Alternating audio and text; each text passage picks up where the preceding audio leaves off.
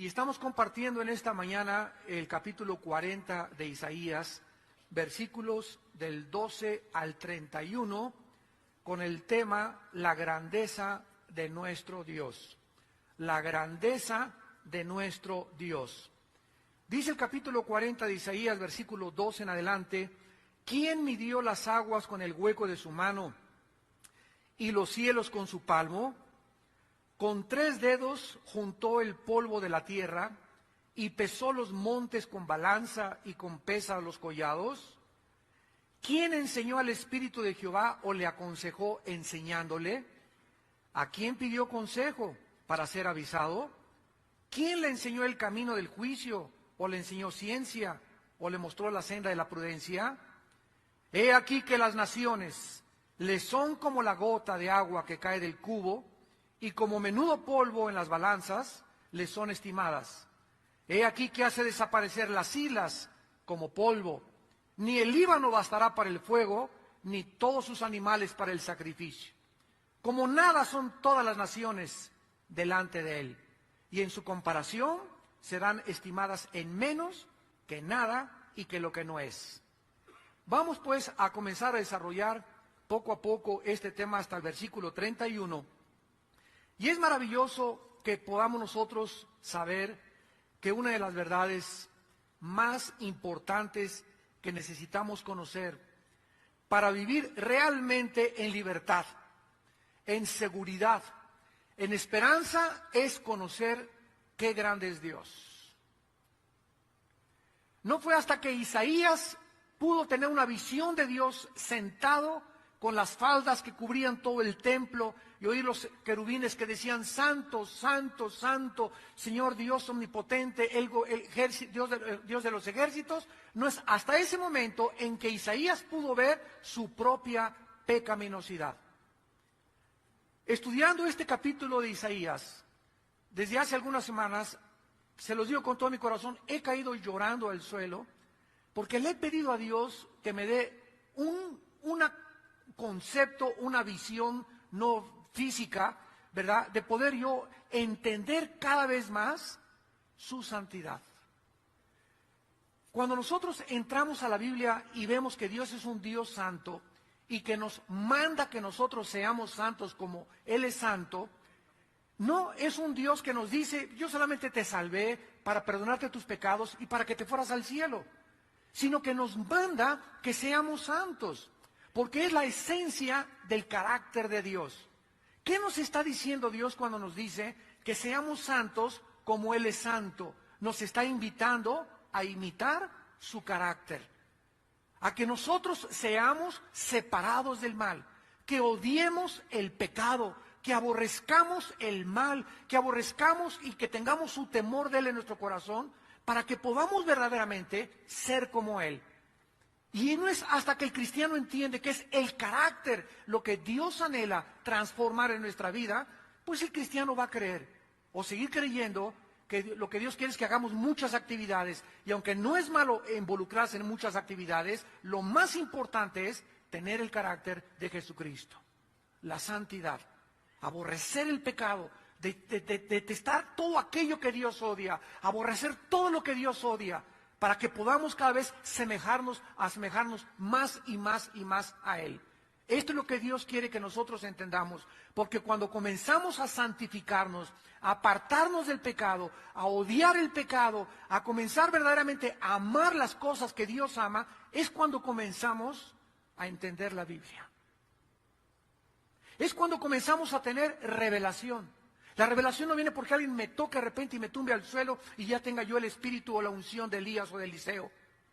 Esa revelación no viene así, viene a través de la santificación. No puede haber poder sin santidad. Entonces no es automática la santidad. Son días, meses, años que tenemos que caminar con Dios. Y cuando caminamos con Dios en santidad, no solamente nos da revelación, sino que comenzamos a caminar con una seguridad en la vida, con una confianza en la vida. Podemos decir: confía en Dios y haz el bien, y habitarás en la tierra y serás apacentado de la verdad. Deleítate a sí mismo en Jehová, y Él te concederá todas las peticiones de tu corazón. Encomienda a Jehová tu camino y confía en Él, y Él hará. No te exaltes, no te alarmes, no tengas ningún intento de hacer el mal, ni de envidia, ni de temor por las cosas que están pasando, porque Él exhibirá tu justicia como la luz y tu derecho como el mediodía. Y cuando podemos verdaderamente esas promesas apropiárnoslas, amanecemos y le decimos: Señor, gracias a Dios que yo no soy Dios. Yo no puedo cambiar la vida de mi esposa, de mis hijos, de la iglesia, de mi trabajo, de mi patria, de mi nación. Gracias a Dios que soy insignificante, soy tan pequeño ante tus ojos, Señor. Tú eres el Dios poderoso, tú eres el que puede hacer cosas. Yo quiero hoy, como un niño recién nacido, acurrucarme como un pollito debajo de las alas de la gallina y confiar en ti, esconderme en ti, Señor, y saber que estoy seguro, que estoy confiado, que puedo vivir bajo el amparo de tus alas, porque tú eres mi fortaleza, mi luz y mi salvación. Esa es la vida que Dios quiere darnos. Es una vida en abundancia, es una vida librados del temor, de la inseguridad, de la incertidumbre. Es una vida donde verdaderamente hemos entrado al reposo de Dios. Veamos pues que al conocer entonces a Dios en la Biblia y su asombrosa grandeza, vamos a vivir con esperanza y con seguridad. Y para asegurarnos de estas verdades y de que Él va a cumplir sus promesas, vamos a ver a continuación la lista de las cosas que el Espíritu Santo nos enumera acerca de qué grande es nuestro Dios. Número 1, en el versículo 12, Dios es más grande que el universo que Él ha creado. Dios es más grande que el universo que Él ha creado. Escuchen las preguntas que el Espíritu Santo nos hace. ¿Quién midió las aguas con el hueco de su mano y los cielos con su palmo? Con 3 dedos juntó el polvo de la tierra y pesó los montes con balanza y con pesado los collados. Vemos nosotros que en una comparación, como no puede usar Dios ninguna otra imagen ni ninguna otra ilustración, dice que todas las aguas de los océanos, de los ríos, de las lagunas, que los abismos que están dentro de la tierra, todo absolutamente lo que está aquí en este planeta es como si Él las tuviera en sus manos. No es nada más que una gota en sus manos todas las aguas de los océanos. Todos los cielos, las estrellas, los planetas y las galaxias no son más grandes que la palma de su mano. Entonces ponte esto en la imaginación. Imagínate así a Dios como un gigante increíble, con los millones de billones de billones de billones de galaxias que existen, con las estrellas que son 500,000 veces más grandes que el Sol. Estrellas 500,000 veces más grandes que el Sol. Para que tengas una idea, la Tierra cabe 1,000,000 de veces dentro del Sol.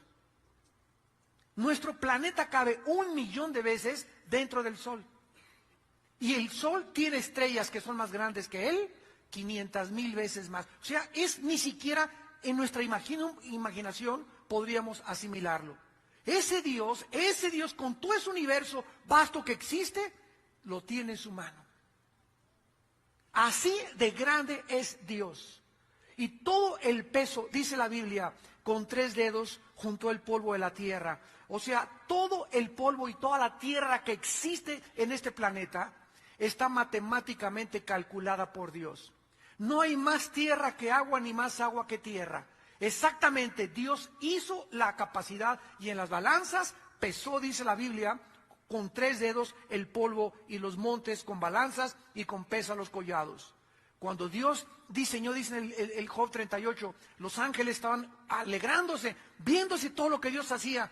Y Dios puso cordel, puso medidas como un arquitecto. Esto va a tener tanta longitud, esto va a tener tanta anchura, todo el diámetro de la tierra, el movimiento de la tierra, para que el agua no se salga cuando gire la tierra, para que las aguas no lleguen a las playas e inunden las ciudades. Las playas, las aguas de los océanos llegan a un límite y ahí se paran. ¿Por qué los océanos no se van contra las ciudades? Porque Dios les puso un límite. Dios calculó todo, los collados, los montes, el polvo, las aguas. Es un Dios infinitamente sabio. Como dice en Génesis 1:1, en el principio Dios hizo los cielos y la tierra. Dice en Hebreos 1, del 1 al 3, Dios, habiendo hablado muchas veces y de muchas formas en otros tiempos por los profetas, ahora nos ha hablado por su Hijo Jesucristo, a quien hizo el heredero de todo y por quien asimismo hizo el universo, el cual es el resplandor de su gloria, y habiendo hecho la purificación de nuestros pecados, se sentó junto al Padre, y Él es el que sostiene todas las cosas con el poder de su palabra. Este es el Dios que nosotros estamos sirviendo, un Dios increíblemente vasto, maravilloso, inmenso para nuestra capacidad que tenemos, pero no solamente eso, sino que a ese hombre que crucificaron hace 2000 años, es por quien Él hizo todo lo que existe, y ese hombre que resucitó es el que está sosteniendo el universo con el poder de la palabra que tienes ahí en tu silla y que tengo yo en mis manos. La palabra de Dios. Cuando vengo a la palabra de Dios, tengo que tener reverencia, porque sé que cualquier cosa que yo lea de la Biblia es Dios, el Dios omnipotente y poderoso, el que está hablando a mi vida. Y que lo que Él me está diciendo es la verdad. Y que tengo que creerlo con todo mi corazón y con toda mi alma. Si digo que realmente tengo fe, tengo que creer y tengo que obedecer. Porque si no, verá, sería como la persona que se mira en un espejo y se olvida cómo era. Y así es el que ve la palabra y se olvida lo que Dios le dijo. En segundo lugar, dice el versículo 13 y 14, que Dios es más grande que cualquier maestro o consejero del universo. ¿Quién enseñó al Espíritu de Jehová o le aconsejó enseñándole? ¿A quién pidió consejo para ser avisado? ¿Quién le enseñó el camino del juicio o le enseñó ciencia o le mostró la senda de la prudencia? El conocimiento de Dios, el entendimiento de Dios y su justicia son infinitas. Él no necesita absolutamente que nadie, ni Descartes, ni Demóstenes, ni Platón, ni Aristóteles, ni los filósofos, ni los escritores, ni los políticos, no hay ni un premio Nobel, no hay ningún líder, no hay ninguna persona que jamás haya nacido, no hay nadie en el universo, ni los ángeles que son infinitamente más sabios que nosotros, ni los querubines que están todo el día diciéndole santo, santo, santo. No existe nadie en el universo más grande en conocimiento que Dios. Así que si nosotros tenemos ese Dios que conoce todas las cosas, significa que Él conoce también nuestra vida. Y esto, ¿verdad?, funde nuestros fusibles, porque dijo Cristo que aún los pelos de nuestra cabeza estaban contados. Que los pajarillos del campo que valen 1 peso o 2 pesos, cada pajarito que se cae o cada pajarito que se muere, Dios sabe lo que le está pasando. Cuando un insecto, cuando una mosca la agarras y la matas, Dios sabe que mataste una mosca. Dios sabe que mataste un mosquito. Las hormiguitas que tú pasas y que tú las pisas, Dios sabe que fueron 375 hormigas las que pisó tu chancla. Este es el conocimiento de Dios. Los mismos átomos que forman la materia, los electrones y los protones y los neutrones que giran a una velocidad vertiginosa, Dios les dio esa velocidad. Y no hay un átomo que no se salga, un planeta que no se salga sin que Dios no lo sepa. Este es el conocimiento de Dios tan maravilloso que existe. ¿Quién pues se puede atrever entonces a decirle a Dios, ¿por qué permite las tragedias? ¿Y por qué permite los tsunamis? Y si tú fueras Dios, yo no permitiría que se hubieran muerto 10,000 personas en un terremoto. Espérame tantito. Cuando Dios nos creó a nosotros, significa que Él es soberano en nuestra vida. Y si Dios te dio la vida, Él te la quita en el momento que Él quiere, como Él quiere y cuando Él quiere. Así que si se mueren 10,000 en un terremoto, esas personas se tenían que morir algún día, pero no nos gusta que se mueran aplastadas. Esas personas que se murieron en el tsunami se tenían que morir algún día. Los que se cayeron en un avión se tenían que morir un día, pero nosotros queremos que Dios nos lleve a casa como nosotros queremos, acostados en una cama, con una linda enfermera, con oxígeno, ¿verdad? Y sin ningún dolor, y de repente, vámonos, cerramos los ojos y estamos en su presencia. Desgraciadamente, tú no eres Dios. ¿Y tú le vas a enseñar cómo te vas a ir a la otra vida? ¿Tú le vas a aconsejar y le vas a decir que estuvo mal que Él permitiera la entrada del mal al universo? ¿Tú crees que el propósito de Dios, cuando Él tuvo de permitir que Satanás entrara y se rebelara contra Él, es más grande tu conocimiento y tu razón para que tú puedas decir, si yo hubiera sido Dios, yo no hubiera hecho eso? No hubiera permitido, de acuerdo a mi juicio, ese no puede ser un buen Dios porque permitió el mal en el universo. Eso es lo que tú dices, rata de agua puerca. Ratón de 3 patas. No tanto, ¿verdad? Pero quiero llegar a estos extremos. O sea, de veras, ¿quiénes somos nosotros? Después de que Job le vino todo lo que le vino y se le cayó su casa y sus hijos se murieron y perdió sus bienes y perdió la bolsa de valores y se quedó en la calle. Y aparte le vino a Job una enfermedad de la punta de la cabeza a los pies. Job comenzó, ¿por qué me habrá pasado esto? Dios mío, ¿será un juicio? ¿Será el pecado? ¿Estaré mal? Y todavía vienen los 3 amigos. Sí, es por el pecado, Job. Es que tú tienes escondidas cosas que no le has confesado a Dios porque es una maldición que te ha caído. Y cuando pasa todo un año y Job no puede entender qué fue lo que hizo que Dios actuara de esa forma con él, se aparece Dios y en el capítulo 38 le dice a Job, oye Job, ¿estabas tú cuando yo fundé la tierra? ¿Estabas tú cuando yo hice los animales? Cuando tuve las medidas y pesé los montes y los océanos y comencé a hacer todas las cosas a tu alrededor. Dime si eres tan sabio, contéstame. Ahora, si tú no entiendes ni siquiera las leyes físicas del universo, ¿cómo te atreves a tratar de querer comprender las leyes morales de mi creación? Y entonces cuando Job se dio cuenta que con quién estaba hablando y se dio cuenta de la grandeza de Dios, cayó Job de rodillas, capítulo 42, y le dijo, me aborrezco hasta el polvo. Oye ahora, Señor, habla tú y yo oiré. Ahora me doy cuenta que lo que yo estaba hablando eran marihuanadas.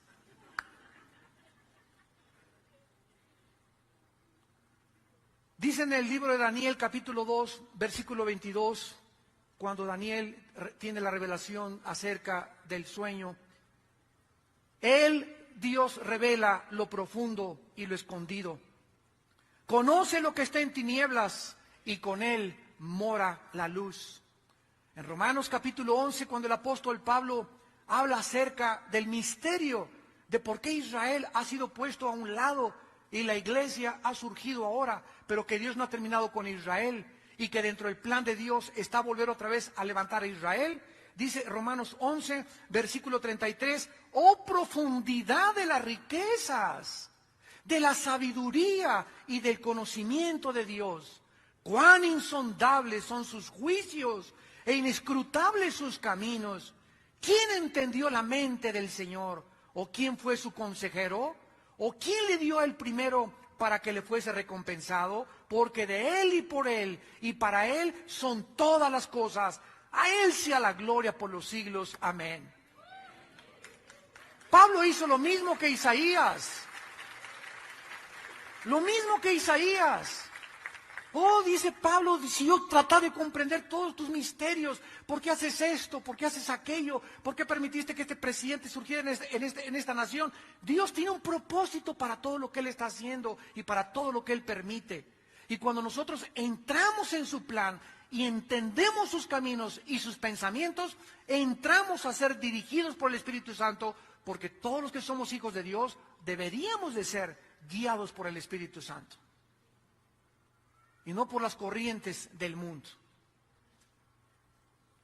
En tercer lugar, dice el versículo 15 al 17 de Isaías 40, que Dios es más grande que todos los imperios y que todas las naciones y que todos los gobiernos del mundo. He aquí que las naciones, versículo 15, les son como la gota de agua que cae del cubo. O sea, si tú tomas ahorita las 200 naciones que hay en el mundo, aproximadamente creo que rebasamos las 200. Si tomamos todas estas naciones, Estados Unidos, China y todo, comparado con la grandeza de Dios, es como una gotita de agua. O sea, ¿y lo demás de la cubeta qué es? Nos ponemos a pensar, ¿verdad? Si una gotita son todas las naciones, ¿qué es lo que queda dentro de la cubeta? Todas las millones de galaxias, todas las cosas que ha hecho, comparado con todo lo que ha hecho, las naciones del mundo son como una mirrimiña, chiquitita, minúscula, insignificante gotita de agua. Y aquí vemos en la tierra a los gobernantes y aquí yo, y vamos a tomar, y este es el camino, y este es el camino. No, es que esto y el otro. Adiós, no saquen la Biblia de la Corte de Justicia, que no haya oración ya tampoco en las escuelas. No nos olvidemos de Dios, separemos totalmente las cosas de Dios. El gobierno es una cosa y Dios otra cosa. Cuando nos damos cuenta, en el Salmo 2, que eso fue lo que escribió David, que se juntan los gobernantes y los que se creen muy sabios y dicen, rompamos de Dios nuestras ligaduras, echemos nuestras cuerdas, vamos a gobernar nosotros juntos. Desgraciadamente, señores sociólogos, antropólogos, criminólogos, etcétera, antropólogos, etcétera, etcétera, desde 1945, que se fundó la Liga de Naciones y que se cambió el nombre a Organización de Naciones Unidas, nunca han podido las Naciones Unidas detener las guerras, ni traer la paz, ni ningún organismo independiente mundial en el mundo. Hasta que Cristo regrese, no tendremos paz. ¿Por qué? Porque los seres humanos somos demasiado pequeños para resolver problemas que van más allá de nuestra capacidad finita intelectual para resolverlos. Tú no puedes atreverte a casarte sin Dios. Tú no puedes atreverte a tener un novio si tu novio no es una persona entregada al Señor. Porque el matrimonio es para discípulos, para un hombre y una mujer que siguen los dos a Dios, porque si los dos siguen, van a llegar a Dios. Y mientras más sigan a Dios, más se juntan. ¿Por qué? Porque no puedes tú casarte con una persona que no sigue a tu mismo Dios. Entonces tenemos que entender eso, que Dios es un Dios que quiere que nosotros lo conozcamos y entendamos cómo piensa y por qué actúa como actúa. Para eso nos dejó la Biblia. Aquí encontramos los pensamientos y los caminos de Dios. En Primera de Crónicas capítulo 29, Primera de Crónicas capítulo 29, dice en el versículo 12, versículo 11 y 12, el rey David: tuya es, oh Jehová, la magnificencia, el poder, la gloria, la victoria y el honor, porque todas las cosas que están en los cielos y en la tierra son tuyas. Tuyo, Jehová, es el reino, y tú eres excelso sobre todos. Las riquezas y la gloria proceden de ti, y tú dominas sobre todo. En tu mano está la fuerza y el poder, y en tu mano el hacer grande y el dar poder a todos. Díganme ustedes, ¿por qué David era un hombre conforme al corazón de Dios? Porque era un hombre que conocía la grandeza de Dios. Y es increíble que a los 17 años David conocía tanto a Dios y meditaba tanto en el campo cuando tocaba su arpa y le componía himnos a Dios.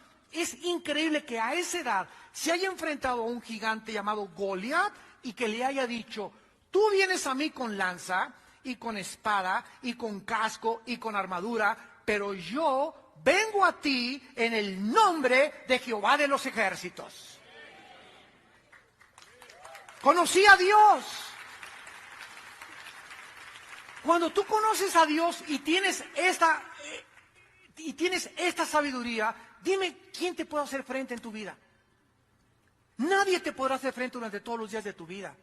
¿Por qué? Porque cualquiera que te amenace en tu vida, cualquier temor que tú tengas inconsciente, el dinero que se levanta como un Goliat, o la falta de trabajo, o la falta de etcétera, etcétera, son problemas que Dios los conoce. Él conoce, Él es omnisciente, Él sabe qué necesitas, Él sabe qué necesito, Él sabe cuántos cornflakes tienes en tu alacena, sabe cuántos litros de leche te faltan, Él sabe todas esas cosas. Y Él suplirá todo lo que nos falta conforme a sus riquezas en gloria en Cristo Jesús. Pero ¿por qué muchas personas viven como viven? Porque no lo conocen ni tienen confianza en Él. Y se levantan: ¿qué comeré? ¿A dónde iré? Y comienzan la desesperación. Y Dios ve desde los cielos a sus hijos, ¿verdad? Que nos ve como peor que gotas de agua. Y dice: si tú quieres que yo entre en acción en tu vida y llene tus alacenas y puedas ir en casa, confía en mí. Confía en mí. Tú no puedes tener temor al mundo y temor de las circunstancias y temor de Dios, porque el perfecto amor echa fuera el temor. De donde el que teme vive atormentado. Y la humanidad ahorita, ven alrededor, nunca el mundo había estado tan desesperado como en la época que estamos viviendo. Ahora que vine yo de Dallas antier, la semana pasada, 37 personas en Dallas se suicidaron. Y estoy hablando personas de la clase media alta, porque de repente se acabó su negocio. los que invirtieron en la bolsa de valores, los que invirtieron acá, los que invirtieron allá, como todo es a crédito y todo es a crédito y todo es a crédito, se acaban los empleos, no tengo para pagar los intereses y lo que he pagado en 5 años han sido solamente los intereses, el interés principal de mi caso de mi carro. Ahora que ya no tengo ni siquiera para seguir pagando eso, ¿qué me queda? Se pegan un balazo, o se ahorcan, o se envenenan con algún veneno. Esto es lo que está pasando en el mundo. ¿Por qué? Porque la gente tiene sus ojos puestos en este mundo que es como el vapor y que el momento que Dios quiere sopla sobre el mundo y todo va a desaparecer. Pero nosotros lo conocemos a Él. Es un Dios que te ha dicho, no, nada te faltará, nunca te abandonaré. Estaré contigo y a la diestra de tu mano te levantaré y te fortaleceré. Los que piensen mal contra ti, piensan mal contra mí, dice el Señor. Yo soy tu escudo y tu fortaleza. Yo soy el Dios de tu salvación. ¿Por qué entonces vives como vives? ¿Por qué has recurrido inclusive a las pastillas tranquilizantes, al alcohol, a las drogas, a la coca, huyendo, buscando anestésicos? Porque no puedes enfrentar la realidad, porque no sabes quién soy yo. Y me dices de la boca para afuera que eres cristiano. El Dios de los siglos, el Dios de nuestra fortaleza, es el Dios que hizo el cielo y todas las cosas, y el que tiene cuidado de nosotros. En el libro de los Hechos, capítulo 17, Pablo se enfrenta a los griegos filósofos, sabios de su época, y comienza a hablarles acerca del verdadero Dios con esta cátedra de la grandeza de Dios. Dice Hechos 17, versículo 24. Pablo le dice a los griegos, a los filósofos: el Dios que hizo el mundo y todas las cosas que en él hay, siendo Señor del cielo y de la tierra, no habita en templos hechos por manos humanas. O sea, quitémonos, amados santos de Dios, esa frasecita, vamos al templo. Esto no es un templo, el templo somos las personas. No hay ya ningún edificio desde la resurrección de Cristo hasta nuestros días en Pentecostés, cuando nació la iglesia. No existe ningún edificio que se le pueda atribuir la casa de Dios, o la habitación de Dios, o el templo de Dios, porque Él ya no habita en templos hechos por manos humanas. Él ahora ha escogido entrar a habitar dentro de nosotros. Ahora tú eres el templo de Dios y yo soy el templo de Dios. Y cuando nos juntamos en el parque, en Chapultepec, en Cuautitlán, no importa el techo o el lugar, no es el lugar ni el edificio del templo, somos las personas. ¿A dónde vas? Al templo. Ni es honrado por manos de hombres, como si necesitara de algo. Aquí te traigo un molito, mi Señor. Aquí te traigo unas veladoras. Aquí te traigo este regalito. Imagínense nada más. ¿A quién le estamos tratando de dar eso? Al Creador de los cielos y de la tierra.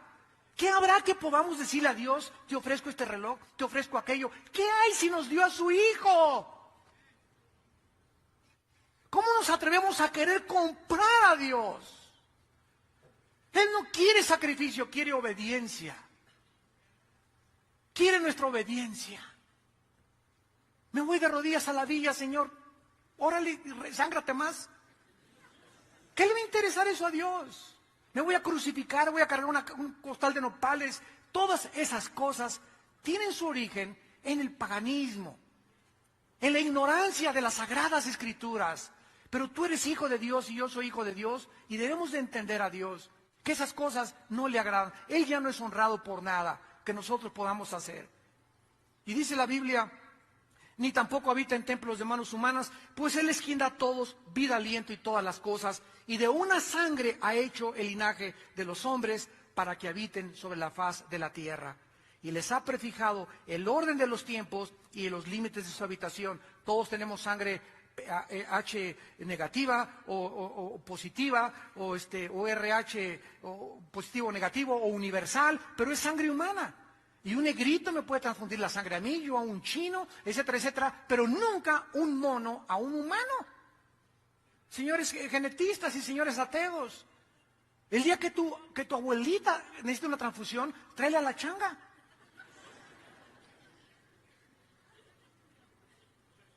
La misma composición de los cromosomas y la misma composición del ADN que tenemos nosotros, el código genético hereditario, impide que nosotros podamos cambiar de una especie a otra especie.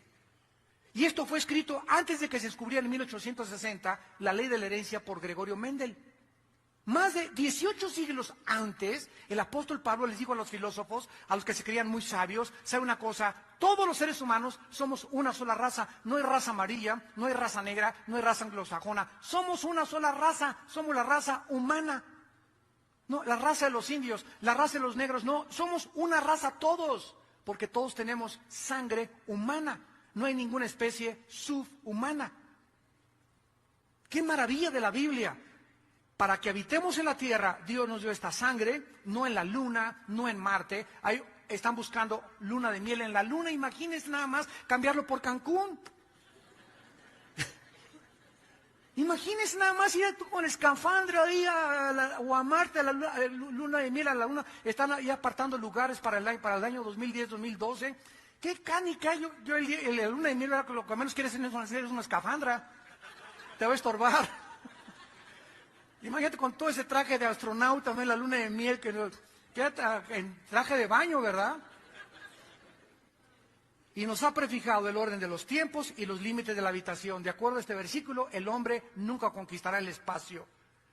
Nos ha preordenado para que vivamos en este mundo. Y en 1945-43, Alberto Einstein, cuando descubrió su fórmula E igual a mc al cuadrado, descubrió que por la velocidad y por el tiempo, el hombre jamás llegaría fuera de ninguna galaxia. Porque si tú te vas ahorita en una nave a Marte y cuando regreses, tu esposa va a tener 15 años más que tú. Porque el tiempo no existe en el espacio igual que aquí en la Tierra. Y además la velocidad. Tendrías que ir a la velocidad de la luz para llegar casi en 5,000 años a la más cercana galaxia. Entonces, Dios lo había dicho ya con cientos de años de anticipación. En cuarto lugar, Dios es más grande que todos los dioses y los ídolos del mundo. Versículo 18 al 21, Isaías 40. Dios es más grande que todos los falsos dioses y que todos los ídolos del mundo.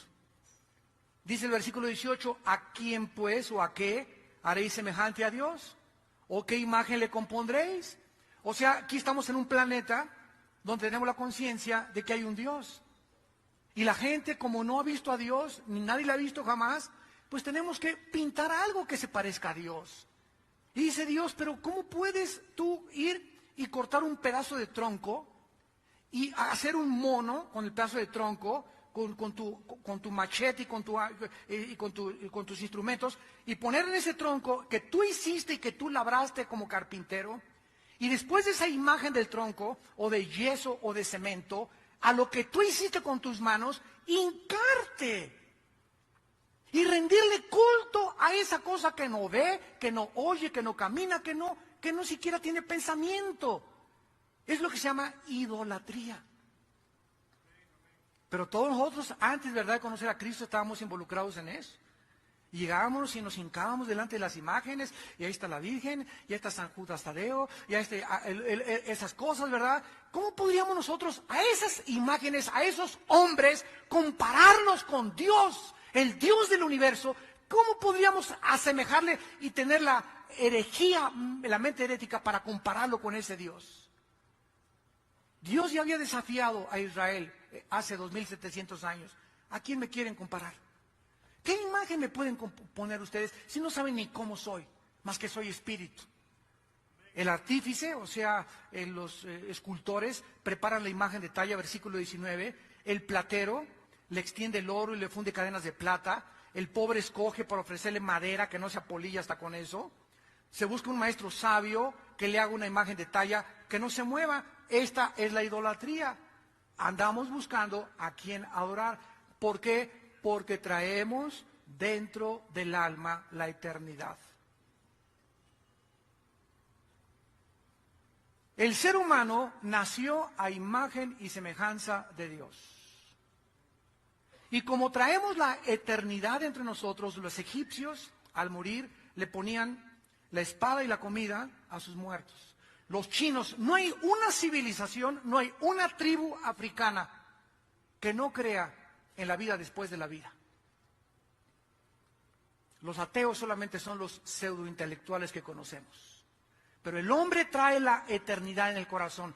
Y como no sabe quién es Dios, pues se hace un Dios y se inclina ante alguien que él mismo ha creado. Y por eso hay 4 preguntas en el versículo 21. ¿No sabéis? ¿No habéis oído? ¿Nunca te lo habían dicho desde el principio? ¿No han sido enseñados desde que la tierra se fundó? En otras palabras, está diciendo a Dios, bueno, es que solamente levanta los ojos al cielo y date cuenta que hay un orden, que hay un diseño y que no puede haber un diseño sin un diseñador. Si yo voy y veo una pintura, yo no puedo creer que esa pintura de la Gioconda se haya hecho sola o que Chita la haya pintado. Si voy en el desierto y me encuentro un motor de un Volkswagen con distribuidor, con bomba de gasolina, con acumulador, con alambres, todo perfectamente coordinado para que pueda un coche andar, yo no puedo comprobar y decir y concluir, las arenas del desierto hicieron el motor del Volkswagen, o encontrarme un reloj, una maquinaria perfecta en la calle y decir, se hizo por el cemento de la banqueta. Así son las personas, vean ustedes cómo nos reímos, pero así son los ateos. Es increíble que se digan intelectuales y pensadores y que puedan desafiar a ese Dios y decir, todo es la obra de un accidente. Todo apareció por un accidente cuando la misma física comprueba que nunca del desorden ha surgido el orden, sino al contrario, del orden surge el desorden. De una explosión, como dicen del Big Bang, surgió el universo. Jamás ni físicamente se ha comprobado eso. Pero esa es la soberbia intelectual del ser humano por la cual la Biblia nos revela en esta mañana. Dios es más grande que cualquier Dios. En quinto lugar, Dios es más grande que los habitantes de este planeta. Versículo 22. Él está sentado sobre el círculo de la tierra. Tomen nota, 2360 años antes de Galileo Galilei. Ve y así frótale la Biblia en la nariz a tu maestro en la escuela. 2360 años antes de Galileo Galilei, la Biblia ya decía que la tierra era redonda. Isaías 40:22. 2360 años antes, que fue cuando se escribió Isaías. Datos científicos de la palabra de Dios. Cuando Dios mira desde su trono el universo a toda la gente, parecemos como langostas. Simplemente súbete a un avión a 10 kilómetros de altura o 32,000 pies de altura y voltea hacia abajo, ¿verdad? Y ya no ves a nadie más que puntitos de arena. Así es como nos ve Dios. Y al mismo tiempo que nos ve así, nos ama, que dio su vida por nosotros en una cruz. ¿Cómo podemos conceptualizar eso? Que siendo tan pequeños, haya dado su vida por nosotros. Oh, profundidad de las riquezas y de la sabiduría de Dios. Cuán insondables son sus caminos, inescrutables sus riquezas. Dice en Isaías capítulo 2, versículo 22, Isaías 2:22, hablando de lo mismo, dejaos del hombre cuyo aliento está en su nariz, porque de qué él es estimado. Si todos somos como langostas, si ninguno de nosotros somos dioses, entonces ¿por qué tienes temor del hombre? Entonces ¿por qué pones tu confianza en un hombre? ¿Por qué creemos que un estadista o que un presidente o que un conquistador nos va a ayudar? ¿Por qué crees que si tu esposo no te ama no puedes ser feliz? Tu felicidad no depende de si tu esposo te hace feliz. Él es un hombre. El que te hace feliz es Dios. Y si tu esposo no te hace feliz Dios. Pero si estás dependiendo de tu felicidad para que sea tu esposo el que te haga feliz, vas a seguir amargada hasta que tu esposo se convierta. Tú sigue amando a Dios y alabándolo y bendiciendo a tu esposo. Yo te bendigo en el nombre de Jesús, te bendigo. ¿No me quieres? Pues no me quieras. Pero yo soy tu esposa.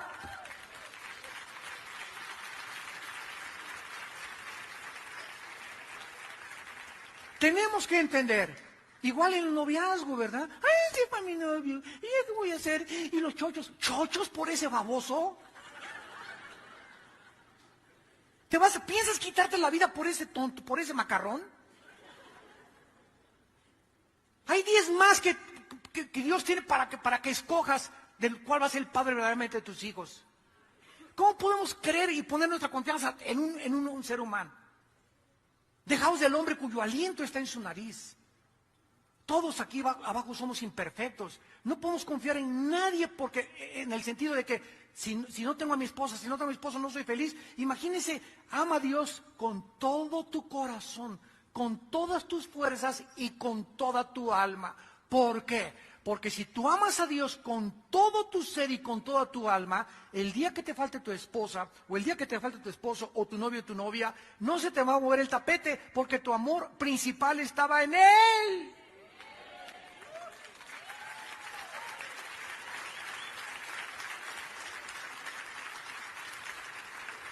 ¿Se dan cuenta de la sabiduría de Dios detrás de los mandamientos que nos da? ¿Por qué nos ordena lo que nos ordena Dios? Cualquier día, ay, qué egoísta, qué ególatra, más quiere que nos vamos a Él. No, es que cuando Él nos dice, por ejemplo, no cometerás inmoralidad, nos está diciendo Dios, cada vez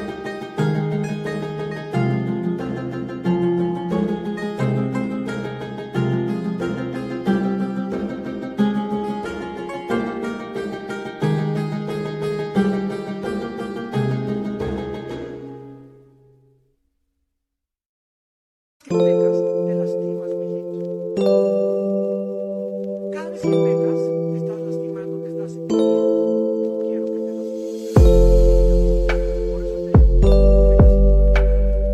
No robes, no transes con tu vecino, no eches mentiras. Y cada vez que lo haces, cada vez que pecamos, estamos lastimándonos. El pecado nos hace sufrir.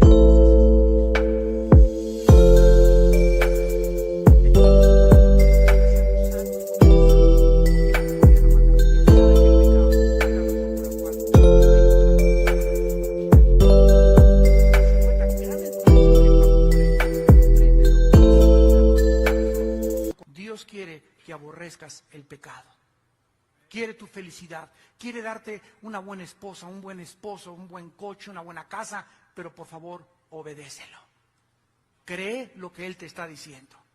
Él es más grande que cualquier cosa que puede existir. En el capítulo 12 de Job, versículo 17, dice Job 12:17, Él hace andar despojados de consejo a los consejeros y entontece a los jueces. Versículo 24 y 25, Él quita el entendimiento a los jefes del pueblo de la tierra y los hace vagar como por un yermo sin camino. Van a tientas como en tinieblas y sin luz y los hace errar como borrachos. Ese es nuestro Dios. A esas personas en quien nosotros ponemos nuestra confianza, en quien creemos que nos van a ayudar, en quien creemos que si no no, y si entra mi cuñado de diputado, ahora sí la voy a hacer, y si entra el gobernador ahora sí la voy a hacer, y si sube el petróleo, ahora sí, y confiamos en el dinero, en el petróleo, en las personas que son como langostas delante de Él. Maldito el hombre que confía en el hombre. Tenemos que confiar en Él, quererle a Él, amarlo a Él, entregarle nuestra vida a Él. En Él somos y nos movemos y existimos. Y cuando comenzamos a ver esta grandeza de Dios, comenzamos a vivir con seguridad. Y finalmente, dicen los últimos versículos del 27 al 31, lo más precioso de este capítulo. ¿Por qué dices, oh Jacob, y hablas tú, Israel, mi camino está escondido de Jehová y de mí pasó mi juicio? ¿No has oído, no has sabido que el Dios eterno es Jehová? Dios es más grande que cualquier problema o cualquier tentación que podamos enfrentar.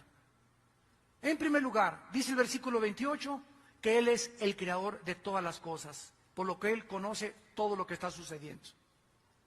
Si tú lees Apocalipsis 2 y Apocalipsis 3, hay 7 cartas a 7 iglesias. Y todas las cartas comienzan con estas palabras. Yo conozco tus obras. Yo conozco tus obras. Yo conozco hoy muchachita, ¿a qué hora te levantaste hoy? Y tú, y tú, y tú. Sé qué desayunaste, sé cuando te levantaste qué estabas pensando, sé a qué horas te acostaste. Hoy te vi en el doctor, qué revistas estabas leyendo, qué revistas compraste en Sanborns, qué películas viste, qué retaste en Blockbuster. Yo conozco todo lo que ustedes hacen, dice el Señor.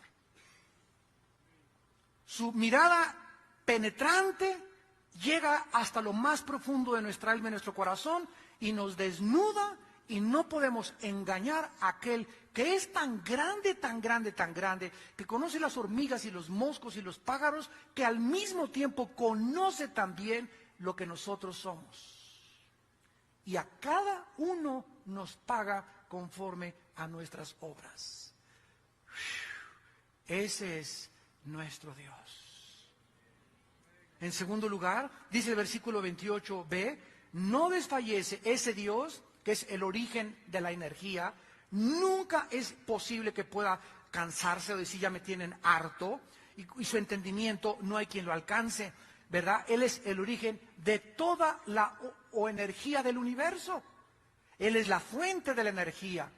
¿Qué le pasa a un celular cuando tú se le acaba la pila y lo desconectas? Bueno, el cable, ¿verdad?, es como el cuerpo. El celular es como el alma y la luz es como el Espíritu Santo.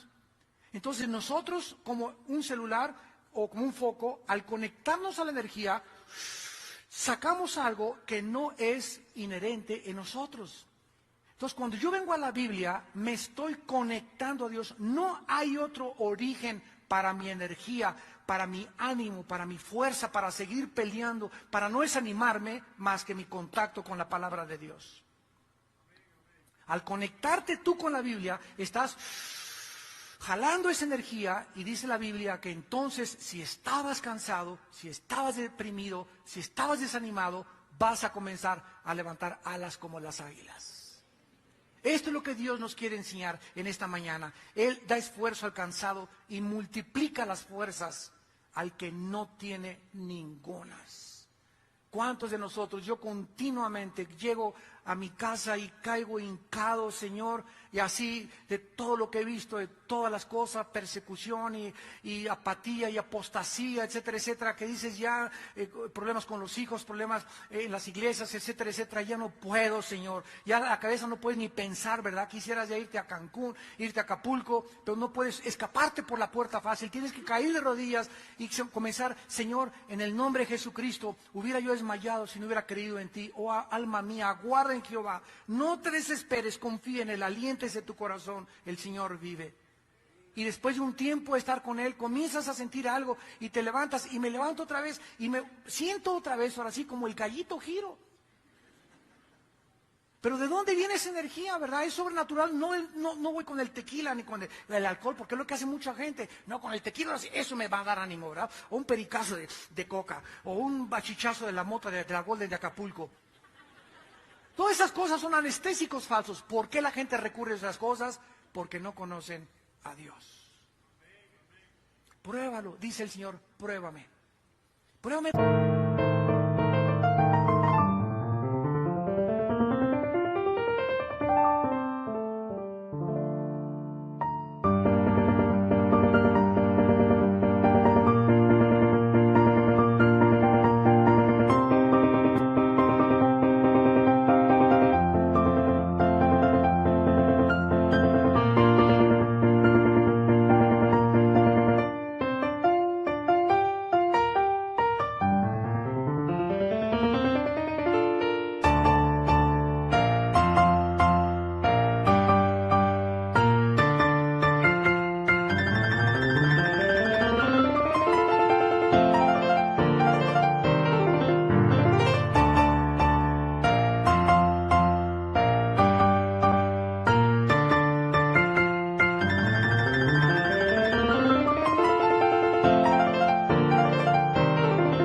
Te sientas así, no agarres la botella, no agarres la droga, no agarres las pastillas tranquilizantes, híncate y dame a conocer todas tus peticiones y la paz de Dios, que sobrepasa todo entendimiento, guardará tus pensamientos y tu corazón en Cristo Jesús. Él guardará en completa paz a aquel cuyo pensamiento en él persevera, porque en él ha confiado. Isaías 29. Mi paz les dejo, mi paz les doy. ¿Qué es lo contrario a la acidez estomacal? ¿Qué es lo contrario al estrés? ¿Por qué la gente está estresada? ¿Qué es lo contrario a los problemas de las úlceras y de los ataques cardíacos? Lo contrario es la paz. Una persona que está estresada se comienza a enfermar del hígado, del páncreas, te sube la presión, afecta a tu sistema nervioso. Dicen que cuando se muere una persona, tu estrés está como en 200. Cuando hay un divorcio, tu estrés está como en 250. Y hay una cadena que han hecho, ¿verdad?, de ver qué es lo que produce más estrés en la vida de un ser humano. Manejar simplemente son como 30 o 40 grados de estrés. Nada más manejar en el periférico. Entonces, si nosotros comenzamos a ver y sumamos al llegar a la casa todas las veces que nos enfrentamos con el estrés y tenemos una cuenta de más de 100, nos damos cuenta entonces por qué estamos enfermos. Y llega el hermano, ¿verdad? Toque mi panza, hermano, en el nombre de Jesús. Reprenda el espíritu que tengo aquí adentro. Sáname, Señor. Y nuestro problema es que no tenemos paz con Él. ¿De qué te sirve que Dios te tumbe ahorita y que te sane? Si vas a llegar a tu casa y vas a vivir igual, vas a seguir comiendo igual, vas a seguir pensando igual. Dios no es la varita mágica de Aladín, ¿no? Pum, pum, pum, pum, pum, pum, pum, pum. Sano, sano, sano, sano, sano, sano. ¿Qué es eso? Ni la India María hacía eso. Y aquí terminamos y dice el versículo 28, no has sabido, no has oído que el Dios eterno es Jehová, el cual creó los confines de la tierra, como ya nos lo explicó anteriormente. No desfallece ni se fatiga con cansancio, y su entendimiento no hay quien lo alcance. Él da esfuerzo al cansado, multiplica las fuerzas al que no tiene ningunas. Los muchachos, así como que están jóvenes y 18 años, por más que sean jóvenes, se fatigan y se cansan, porque son humanos. Los jóvenes también se flaquean y caen, pero comparándonos con los jóvenes, que ya no pueden, a los 18, 20 años parecen viejitos de 35 y 40, los que esperan en Jehová. Aquí está el centro y el núcleo de toda nuestra conferencia. La palabra esperar es la palabra hebrea kavá, que significa unir dos cosas o pegar dos cosas. Los que están así con Dios